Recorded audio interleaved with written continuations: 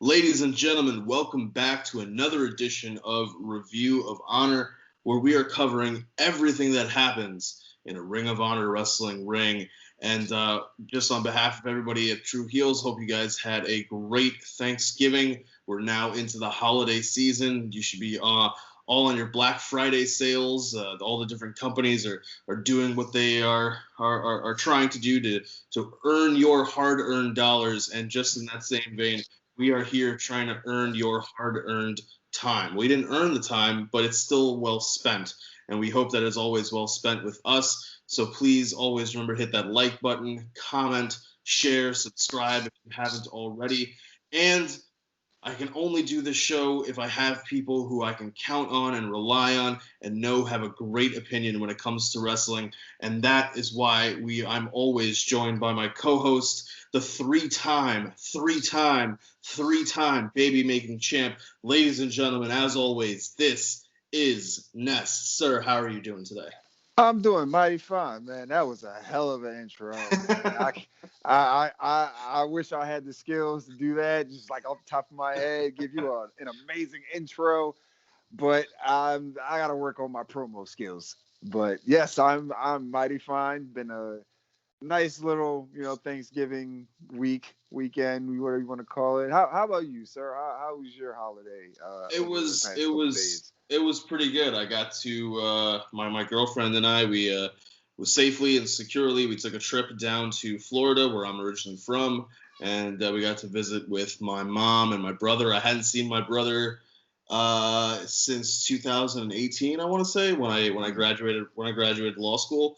So I think that was a good little visit, but flew back on Thanksgiving itself, and we're back here covering everything with Ring of Honor. And our Baby Making Champion said that maybe promo skills are something that he may need to work on, and if he needs to work on promo skills, and all of us really do, like you want to walk into work and cut that promo on that coworker that annoys the hell out of you. You want to maybe at Thanksgiving you wanted to cut a promo on that annoying cousin who just don't shut up. They just won't. They're always, and then you have that aunt who's always like, well, when's this happening? When are you getting married? When are you gonna have a kid? They're asking Ness, when is he gonna have another kid? And Ness is just, you know what? I'm controlling my narrative, so you control yours. And that's who we are talking about here, ladies and gentlemen. We are talking about EC3 and his match with Jay Briscoe. Now, just as Riccaboni and Coleman said at the beginning of the show, this is a match that's a main event. That is a pay-per-view worthy match. Why are we getting it as the opening match of this Ring of Honor episode? And there's a reason, ladies and gentlemen. It is because EC3 knows how to get under his opponent's skin. And before last week, we were talking about how, wow, this is going to be the first time we have 3 matches. From a booking perspective, how is Ring of Honor gonna work their way into having 3 quality matches? And they did that by having a short 1 minute and 57-second match before a disqualification ends it, and teasing us with the possibility of these 2 guys really and truly locking horns. EC3 and Jay Briscoe go to a disqualification when Jay Briscoe cannot control his narrative, cannot control himself, and gets disqualified by not allowing EC3 out of the corner when he should.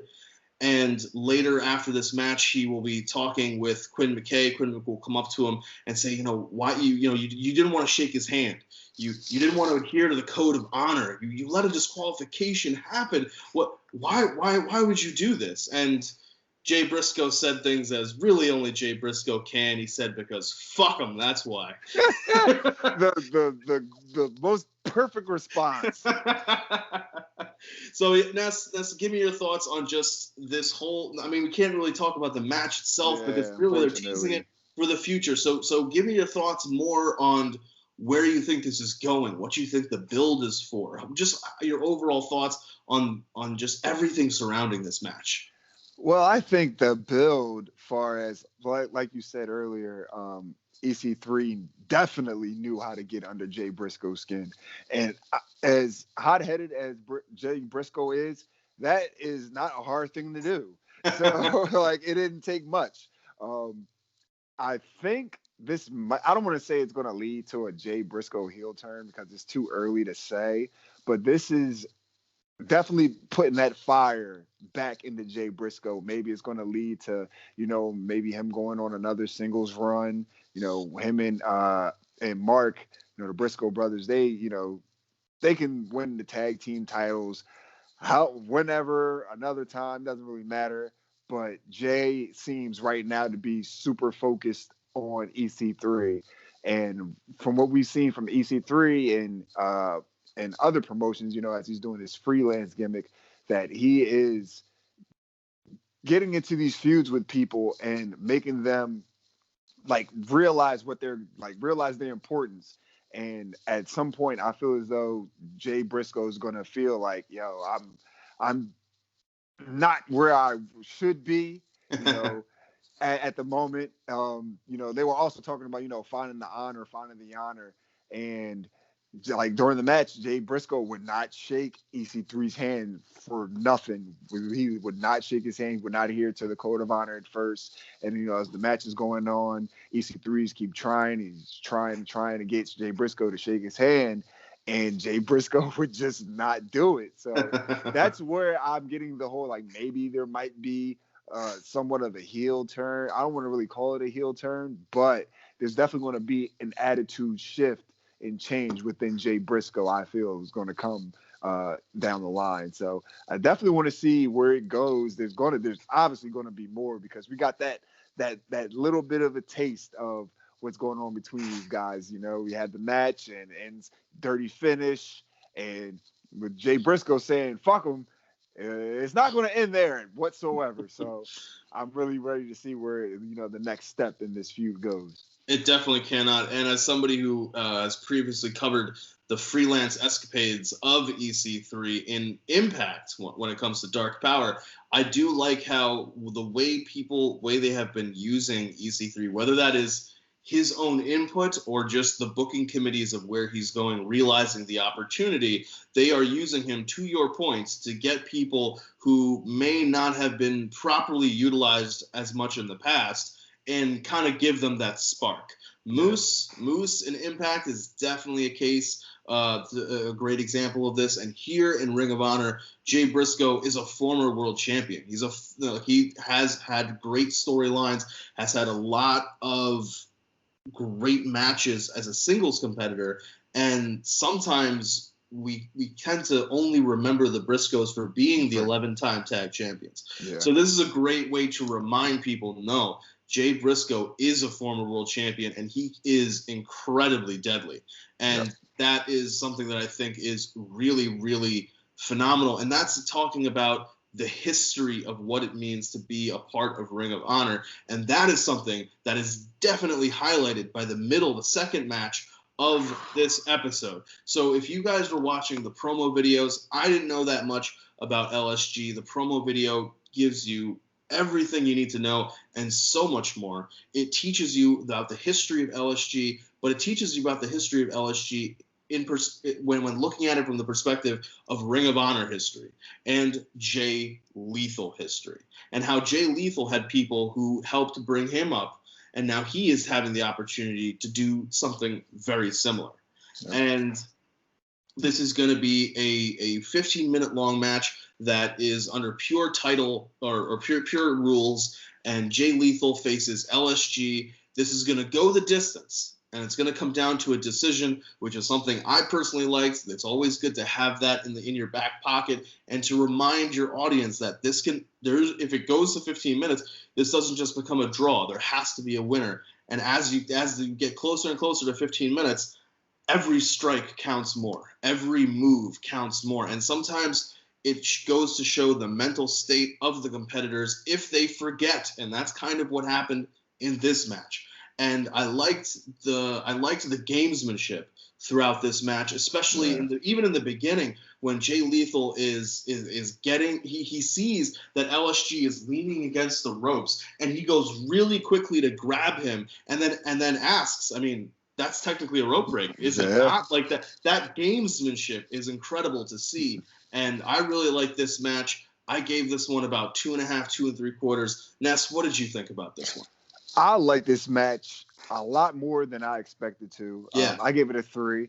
LSG, man, he surprised the hell out of me in this match.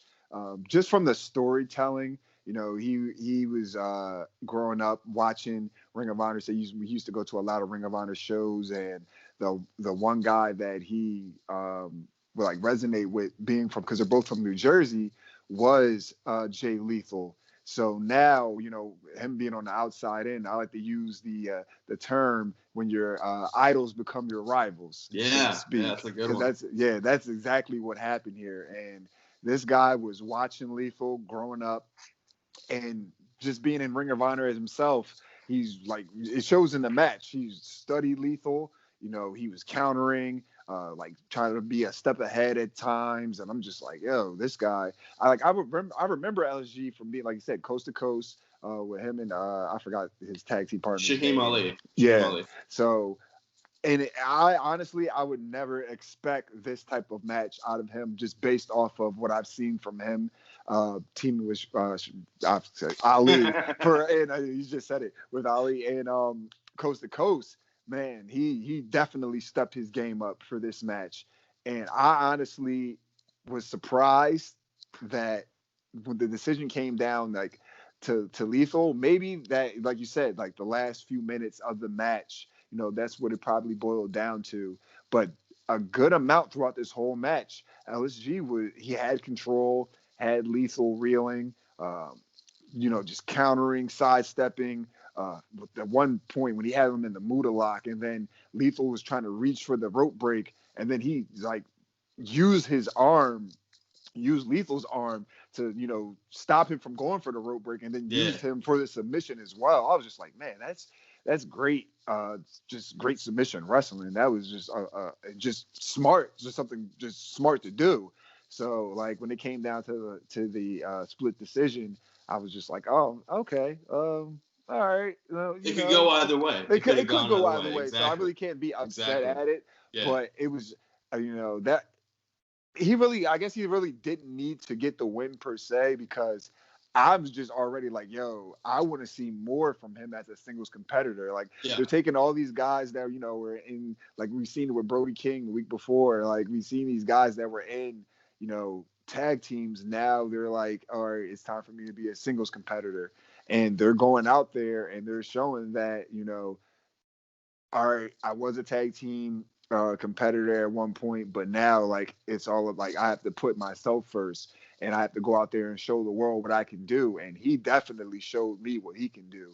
I am so surprised in this match that, like you said, former world champion, just all the accolades in Ring of Honor. And he's got to be, he's a Triple Crown and Grand Slam champion. Yeah, he's like, you can't get any higher in accolades with someone like Jay Lethal.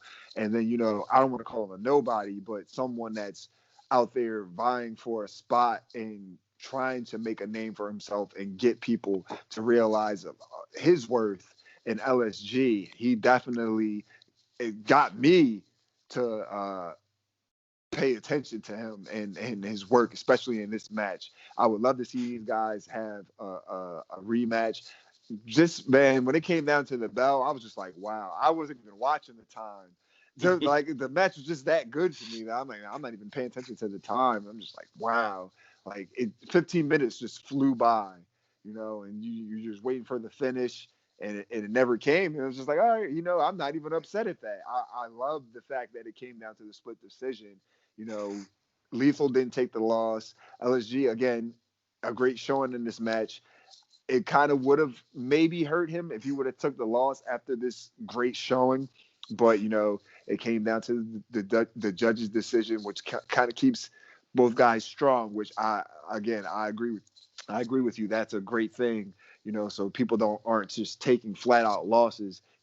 You got a reason in a way to keep guys looking strong. So, but yeah, I gave this match 3 stars. I definitely want to see a rematch of these guys, and I definitely want to see more from LSG, man, especially under the pure rules. He definitely excelled and hung with somebody the caliber of Jay Lethal. Like, who, the next guy, maybe a Jonathan Gresham or just anybody in this style of matches. I was definitely blown away by his performance, and I definitely want to see more from him.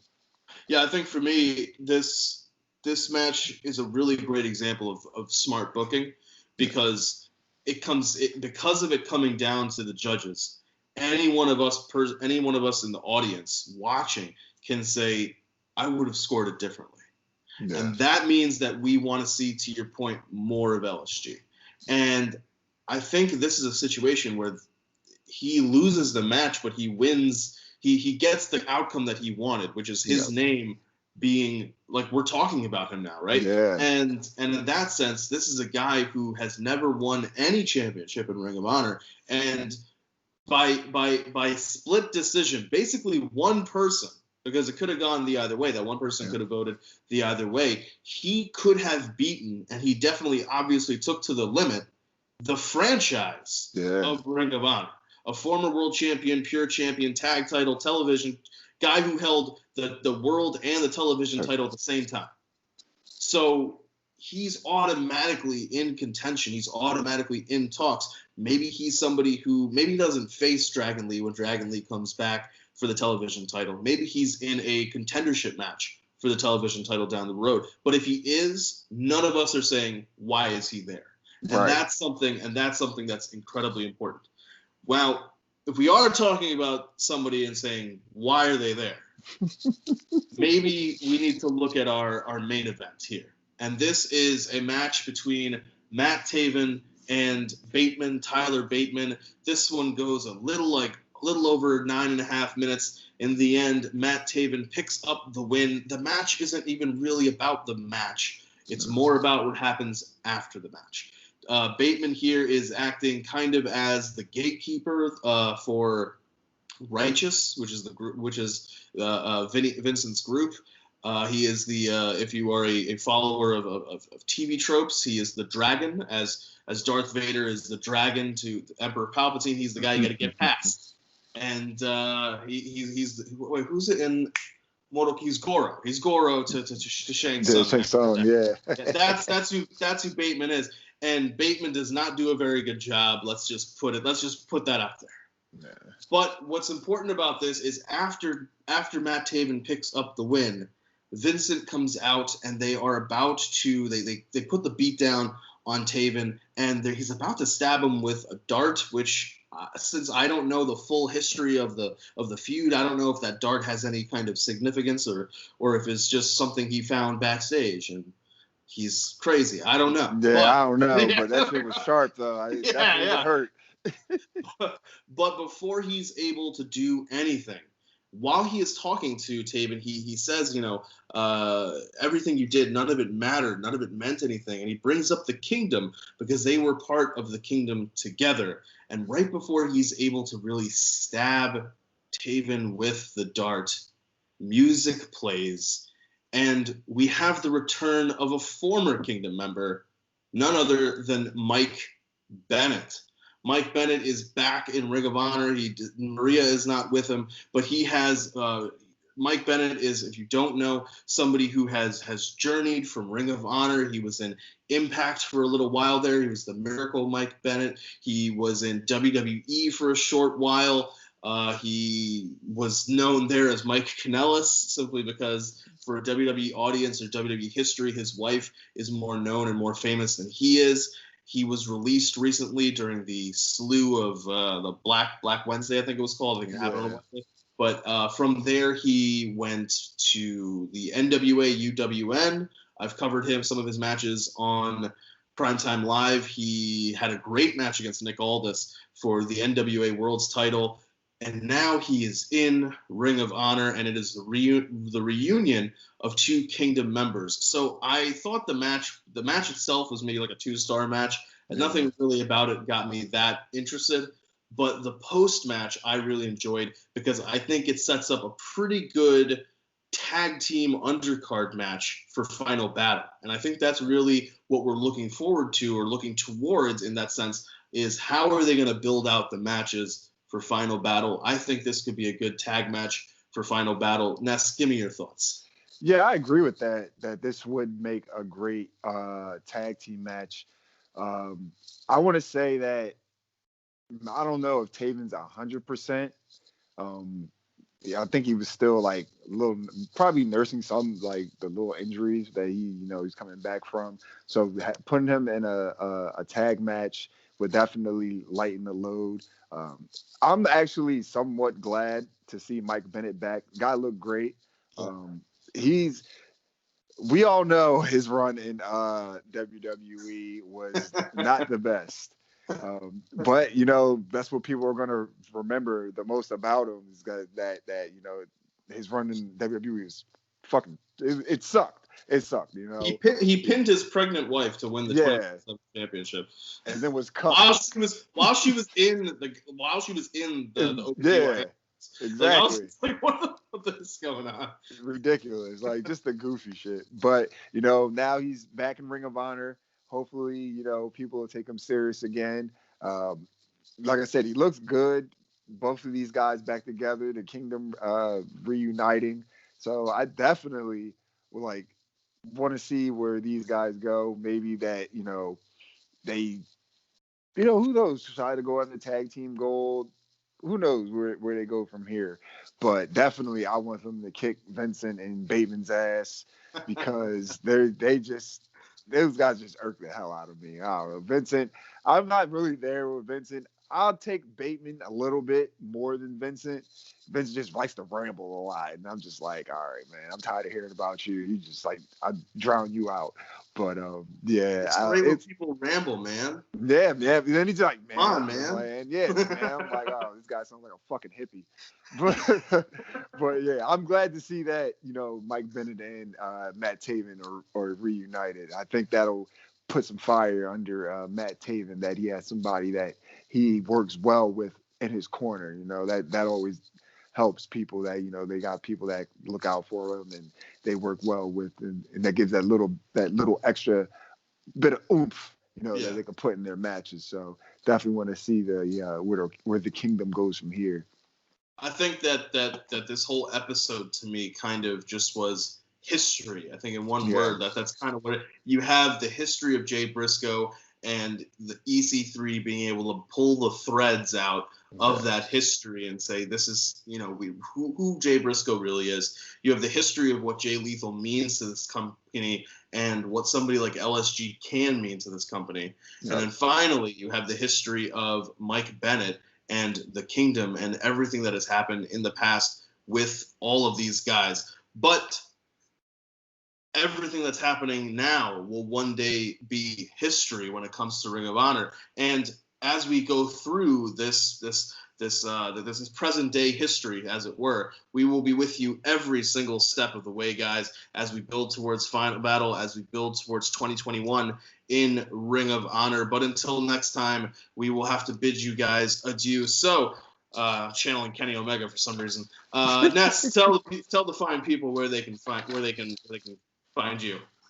You guys can find me on Instagram at skinny__Kravitz, on Twitter at skinny_Kravitz, and on the True Hill Heat YouTube channel. I am the sixth man of the True Hill Heat YouTube channel team, so I pop up on everybody's shows.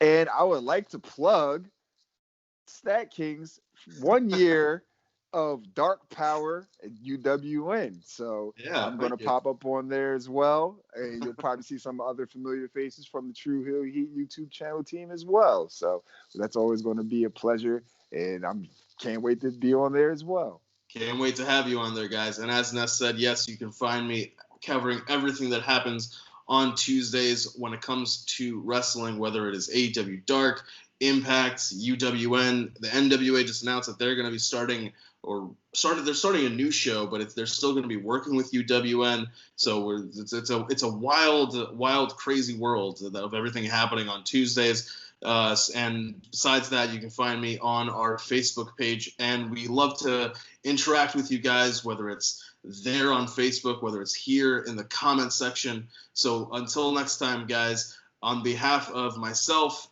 this is the three-time Baby Making Champ Ness, the Stat King. We will catch you guys later. Peace.